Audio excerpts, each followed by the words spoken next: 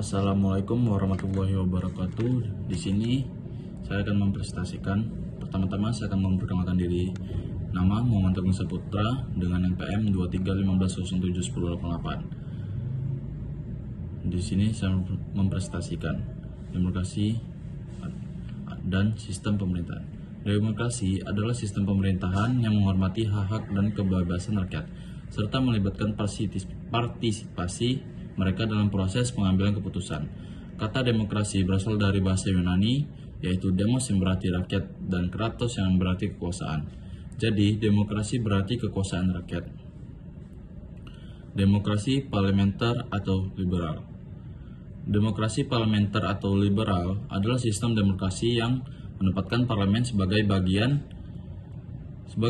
fundamental dan pemerintahan. Parlemen memiliki fungsi legislasi, pengawasan, dan pengangkatan kabinet. Pemerintahan bertanggung jawab pada parlemen dan dapat diganti jika tidak mendapat dukungan mayoritas. Demokrasi parlementer dianut oleh Indonesia setelah mengganti UUD 1945 dengan UUDS 1950 yang sebagai bentuk negara. UUDS 1950 juga mengatur penyelenggaraan pemilu pertama pada tahun 1955 untuk memilih anggota DPR dan konstituen. Pemilu 1955 dianggap sebagai pemilu yang paling demokratis dan jujur dalam sejarah Indonesia. Pemilu ini melibatkan 29 partai politik dan 4 golongan karya. Demokrasi terpimpin adalah sistem demokrasi yang memberikan kekuasaan penuh kepada presiden sebagai pemimpin tunggal bangsa. Presiden memiliki fungsi eksekutif, legislatif, yudikatif, serta militer.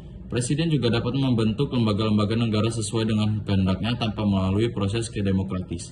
Demokrasi terpimpin dianut oleh Indonesia setelah Presiden Soekarno mengeluarkan Dekret Presiden 5 Juli 1959 yang membubarkan parlemen dan konstitusi serta mengembalikan UUD 1945 sebagai dasar negara. Dekret Presiden 5 Juli 1959 mengatur pembentukan MPRS dan DPR RG sebagai lembaga perwakilan rakyat. MPRS adalah Majelis Permusyawaratan Rakyat sementara yang berfungsi sebagai lembaga tertinggi negara yang dapat mengangkat dan memberhentikan presiden. DPR GR adalah Dewan Perwakilan Rakyat gotong royong yang berfungsi sebagai lembaga legislatif yang dapat membuat undang-undang bersama presiden.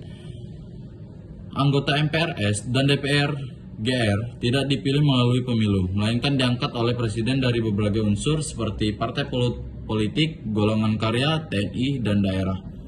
Demokrasi Pancasila atau Orde Baru. Demokrasi Pancasila atau Orde Baru adalah sistem demokrasi yang berdasarkan pada ideologi Pancasila sebagai dasar negara dan sumber hukum.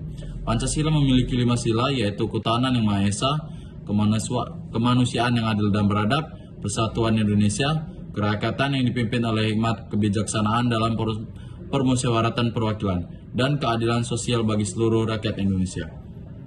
Demokrasi Pancasila dianut oleh Indonesia setelah Jenderal Soeharto menggantikan Presiden Soekarno sebagai presiden definitif pada tahun 1968. Demokrasi Pancasila juga mengatur penyelenggaraan pemilu 5 tahun sekali dengan sistem multipartai terbatas.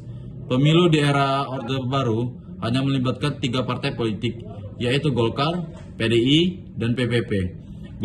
Golkar adalah golongan karya yang merupakan wadah bagi para pendukung pemerintah termasuk TNI, birokrat, dan golongan profesional. PDI adalah Partai Demokrasi Indonesia yang merupakan gabungan dari beberapa partai nasionalis dan Kristen.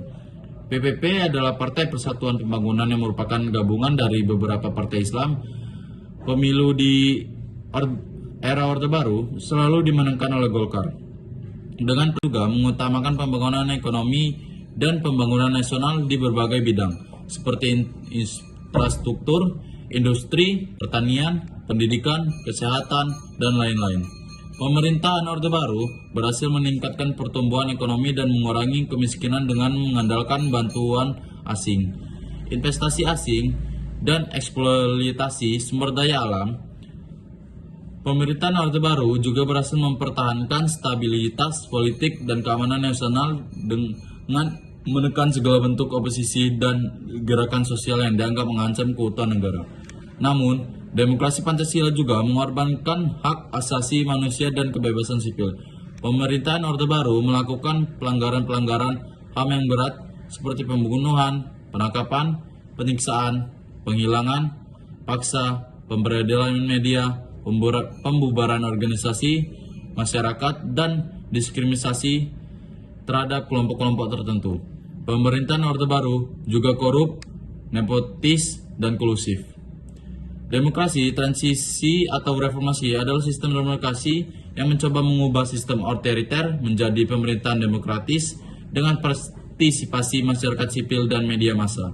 Indonesia mengadopsi demokrasi transisi setelah Soeharto mengundurkan diri sebagai presiden pada tahun 1998, menyusulkan gerak reformasi yang dipicu oleh krisis ekonomi dan politik. Demokrasi transisi juga mengatur penyelenggaraan pemilu yang bebas dan adil dengan sistem multi partai terbuka.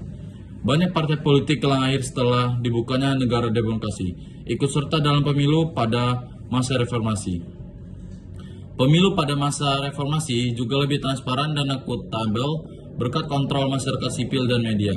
Pemilu pada masa reformasi juga lebih kompetitif dan dinamis karena adanya pertukaran kekuasaan antar partai politik.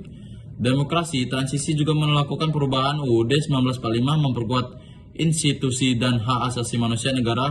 Konstitusi 1945 diubah menjadi kali antara tahun 1999 dan 2000, tahun 2002. Amandemen tahun 1945 mengubah sistem pemerintahan dan presidensial menjadi semi-presidensial, memisahkan fungsi administratif presiden sebagai kepala negara dan perdana menteri sebagai kepala pemerintahan. Amandemen UUD 1945 juga mengubah sistem pemilihan presiden dari pemilihan MPR menjadi pemilihan umum langsung. Amandemen UUD 1945 juga mengubah susunan MPR dari gabungan DPR dan DPD menjadi parlemen bikameral yang terdiri dari DPR sebagai Dewan Perwakilan Rakyat dan DPD sebagai Dewan Perwakilan Daerah. Perubahan UUD 1945 juga mengubah fungsi Mahkamah Agung dari cabang kehakiman menjadi Mahkamah Agung MK sebagai lembaga ketatanegaraan yang mempunyai hak menguji undang-undang yang bertentangan dengan UUD. Amandemen UUD 1945 juga menambah bab baru mengenai hak asasi manusia yang mengatur tentang perlindungan dan perwujudan hak-hak dasar setiap warga negara. Demokrasi transisi juga mendesentralisasikan kekuasaan dari pusat ke daerah. Desentralisasi kekuasaan dilaksanakan melalui Undang-Undang Nomor 22 Tahun 1999 tentang pemerintahan provinsi dan Undang-Undang Nomor 25 Tahun 1999 tentang perimbangan ekonomi antara pusat dan daerah. Desentralisasi kekuasaan pemberikan ekonomi yang lebih besar kepada daerah dalam penyelenggaraan, pengembangan, dan pengelolaan pelayanan publik. Desentralisasi kekuasaan juga memberikan kesempatan kepada masyarakat daerah untuk memilih pemimpin daerah secara langsung.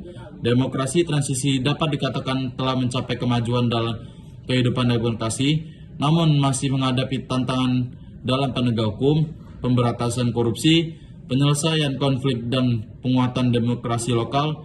Demokrasi dalam masa transisi masih memerlukan reformasi lebih lanjut untuk menciptakan demokrasi yang lebih berkualitas dan adil. Sekian, terima kasih dari saya.